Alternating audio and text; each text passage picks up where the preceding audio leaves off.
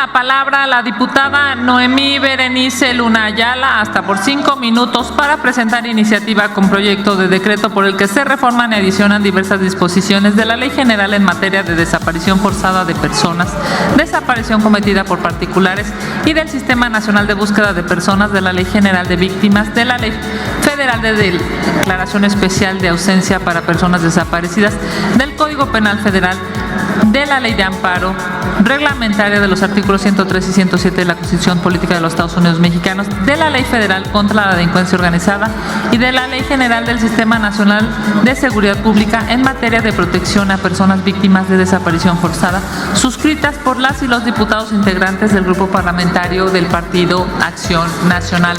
Adelante, vicecoordinadora. Gracias, presidenta. Lamento interrumpir el pleito de lo mal que se gobierna en los estados morenistas, pero bueno, vamos a las propuestas. Compañeras y compañeros, imaginen que todo el Estadio Azteca, hoy ya conocido como Estadio Banorte, se encuentra completamente lleno. Más de 80,000 personas, una multitud que estremece. Ahora, imaginen que todas esas personas desaparecen.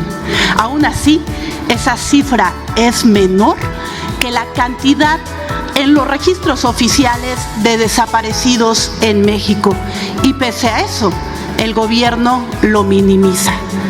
Tan solo en los sexenios de Morena han desaparecido más de 72,000 mexicanas y mexicanos, casi el total de personas con el que se llena el estadio.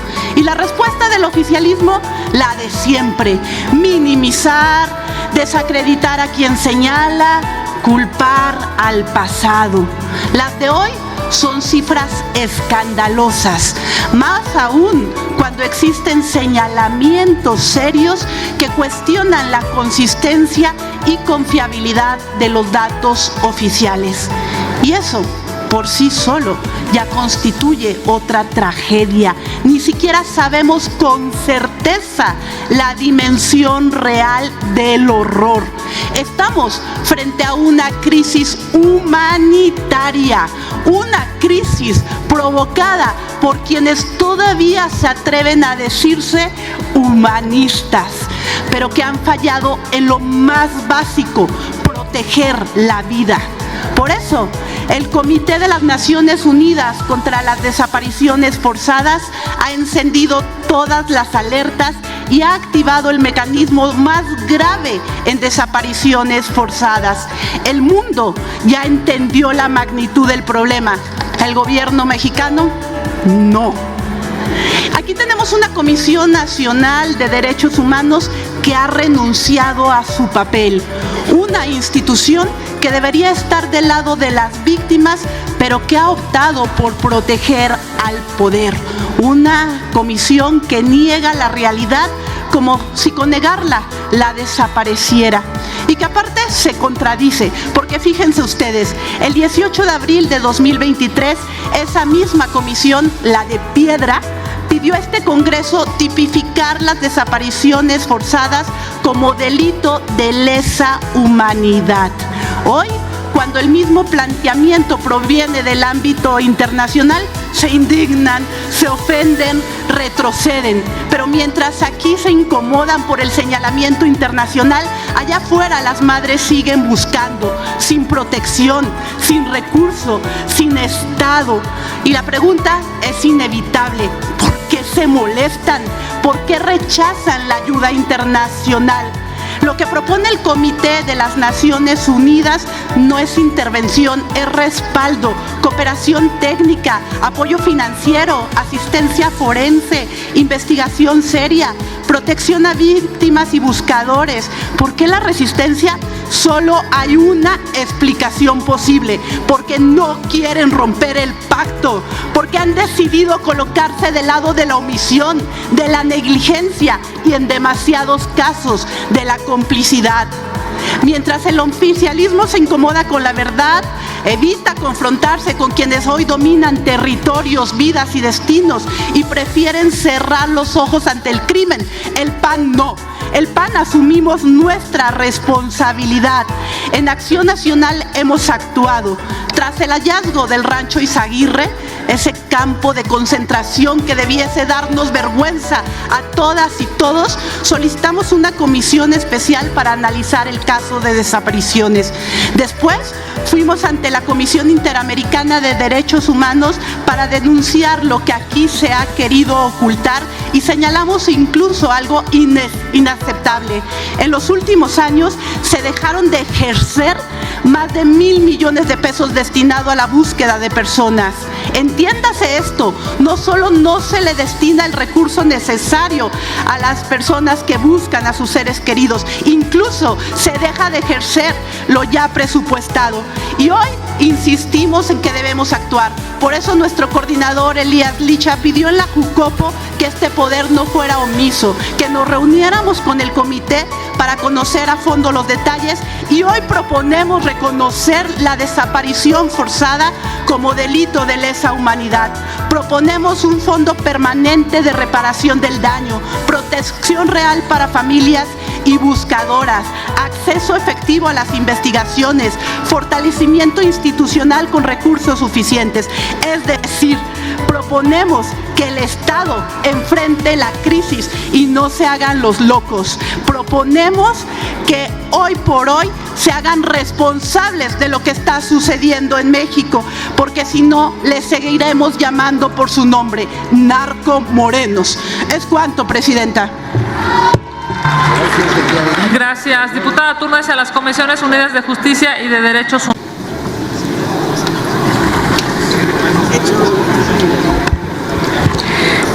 Muchas gracias, Presidenta, y con la venia de la Asamblea.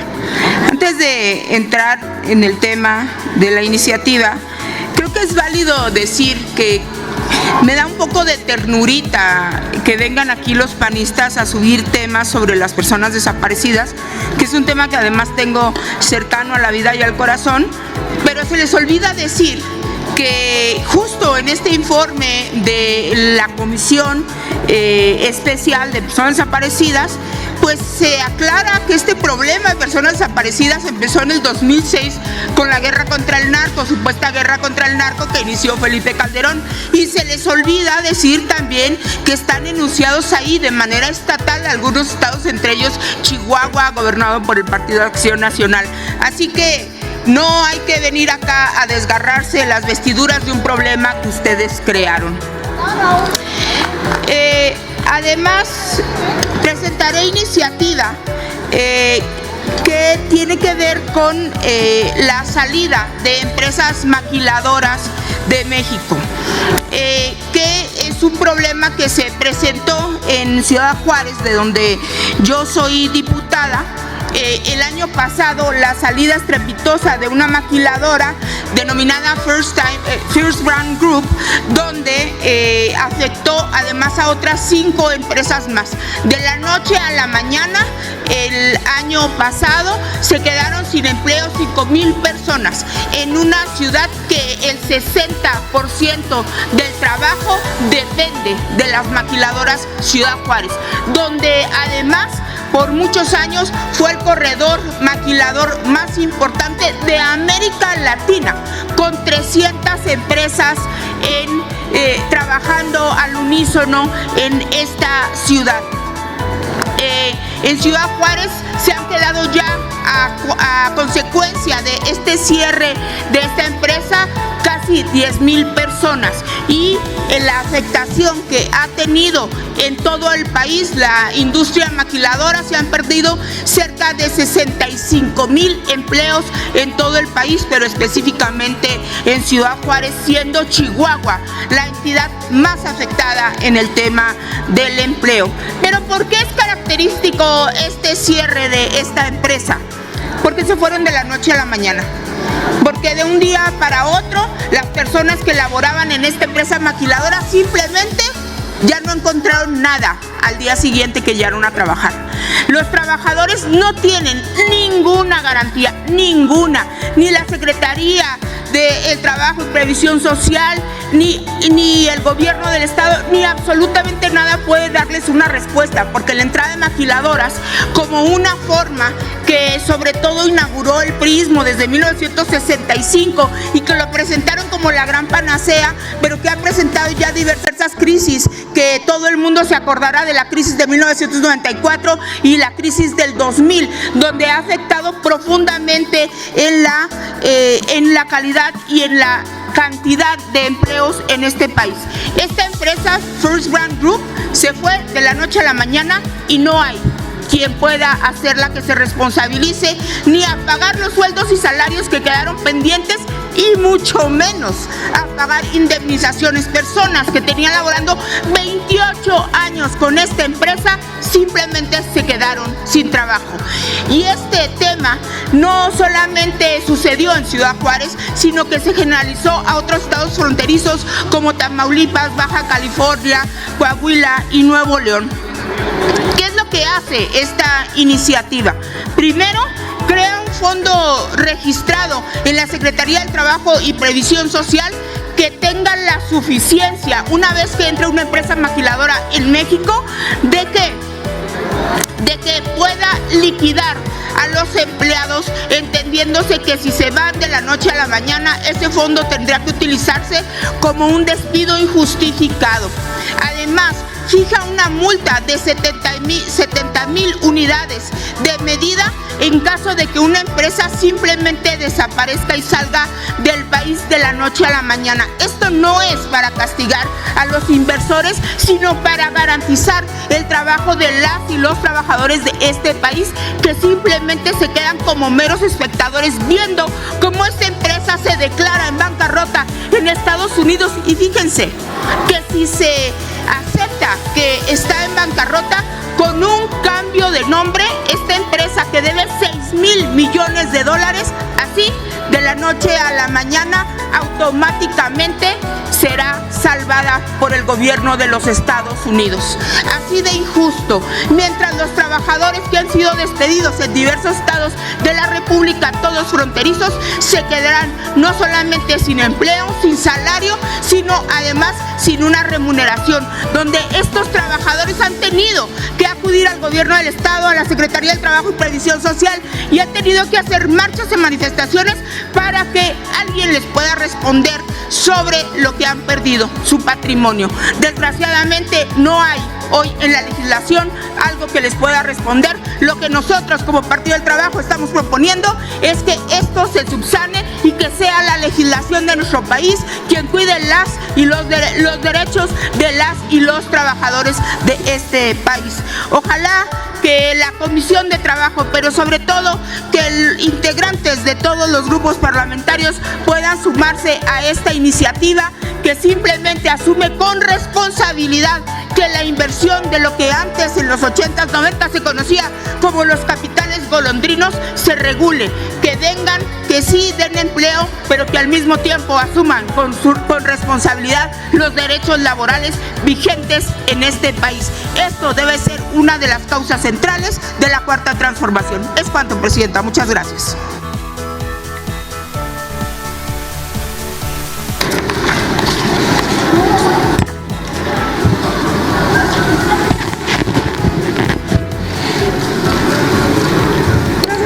Con el permiso de la Presidencia. Hoy venimos a presentar la iniciativa de reforma y adición de diversas disposiciones de la Ley General de Pesca y Acuacultura Sustentable en materia de protección a la pesca ribereña frente a las contingencias ambientales. No es de poca cosa decir lo que ha pasado en tantos meses y aquí mismo en la Cámara de Diputados. Desde febrero sabíamos que había un problema en el Golfo. Se detectó una y otra vez la mancha creciente. Desde entonces no hubo ningún dispositivo, ningún protocolo, porque no encontraron culpables de cómo atenderlo. Ante ello, proponemos fortalecer la protección ambiental social ante los desastres, obligando a las autoridades a evaluar, monitorear los impactos ambientales sobre la sostenibilidad de recursos pesqueros, los ecosistemas marinos. Para ello se requiere establecer mecanismos para la contaminación, para la contención y sobre todo para la garantía del trabajo de estas personas. Y es muy sencillo. Una mancha en el Golfo de 46 kilómetros, 900 kilómetros afectados desde Tamaulipas, Veracruz y Tabasco. Solo en el estado de Veracruz, el propio censo de Bienepesca reporta 35,000 beneficiarios. 24,000 de ellos pescadores ribereños que se dedican a salir todos los días a pequeñas distancias para pescar el sustento. Y ante ello, nadie les previnió, nadie les afectó, nadie les dijo que esto podía pasar y todas esas familias no han podido salir a pescar. Sus redes, sus embarcaciones y los animales que pescan están contaminados. Ante ello, proponemos esta modificación para tener certezas, porque una desgracia que pudo haber sido avisada con tiempo, también pudo haberle dado otra circunstancia a la gente. La desgracia ambiental se ha vuelto una desgracia económica. Y en los datos del propio gobierno de Veracruz, 24,000 pescadores ribereños, porque el censo está cerrado y le vamos a pedir a Bienepesca que lo amplíe, porque según las cooperativas son cuando menos 38,000, 14,000 pescadores que no han querido censar. Por cierto, la presidenta solo va a ayudar a 800 de ellos con 15,000 pesos, sin protocolo, sin sustento y con un concierto multimillonario de entre 8 a 13 millones de pesos el artista. Y los pescadores, pues bien, gracias. Los propios datos de evitar esto antes de la Semana Santa y tener protocolos antes de la Semana Santa le hubiera dado alivio económico a las familias. Los datos del gobierno del estado son estos. En el 2025 tuvimos 2,5 millones de visitantes, según el informe de la gobernadora. En el 2026, solo 1,2 millones. En el 2025, 3,400 millones de derrama económica. En el 2026, solo 1,400 millones. La ocupación hotelera para la Semana Santa, 100% en el 2025, 83% en el 2026. Y para acabarla, la gobernadora de Veracruz echa de cabeza al gobierno federal y la política económica porque dice que la gente tiene menos dinero para gastar, mientras que en el 2025 gastaban 1,300 pesos por persona, en el 2026 solo gastaron 1,200. Menos lana, menos turismo, menos derrame económica y menos riqueza para los pescadores ribereños porque nadie les avisó, porque no hay un protocolo y los que deberían dar la cara, pues aquí no han venido. El titular de la CEA ni sus luces. La titular de Semarnat atendiendo esto, pero solo ha ido una vez a Veracruz y ni una sola vez a la Cámara. El chapopote regado por la costa y los pescadores sin poder salir. Y ustedes dicen que no son los culpables de la falta de turismo en el estado. Nada más le recortaron a la Secretaría de Turismo de Veracruz 300 millones de pesos. Tenía 500 y la dejaron con 200. Para que vean cómo no promover y no invitar a la gente les costó desde el año anterior el recorte de la austeridad falsa, que quién sabe a dónde se fue. Le faltan protocolos, le falta seriedad y le falta altura y le falta que eso no quede a discreción de ustedes, que quede a partir de la ley y de la claridad que beneficia a todas y a todos y no nada más a los que quieren empadronar. Esta ley nos va a permitir tener certeza y no quedar en el abandono como los han dejado a los pescadores. Y muy sencillo, esta desgracia hoy le pasó al Golfo de México. Y si llegara a pasar en el Pacífico, y si llegara a pasar en las costas de Quintana Roo, y si llegara a pasar en el Caribe, no vamos a estar listos y no vamos a estar preparados. Hoy no han reparado el daño, hoy no han limpiado las playas, hoy no han limpiado ni ayudado a los prestadores de servicios, ni a los pescadores. Con esto, espero que sí los apoyen y que no vengan a derramar el chapopote que Morena regó en el Golfo y que aquí en la alfombra de la Cámara de Diputados sigue sucia y manchada porque tampoco la levantaron. A ti, diputada presidenta, solo para comentarle a la coordinadora de Movimiento Ciudadano, decirle que los y las veracruzanas votamos por la zacatecana, como ella demuestra nuestra gobernadora, gran gobernadora Rocío Nale García, y decirle que no nos arrepentimos haber dado la confianza a una mujer que en estos momentos estamos todos y todas orgullosos de su gran trabajo. Como nunca nadie había hecho cosas como por Veracruz, y cabe mencionar que ninguno de sus antecesores lo había hecho, todos varones y veracruzanos de nacimiento. Lamentablemente la coordinadora no puede decir lo mismo porque ella ya fue gobernadora de Yucatán y los yucatecos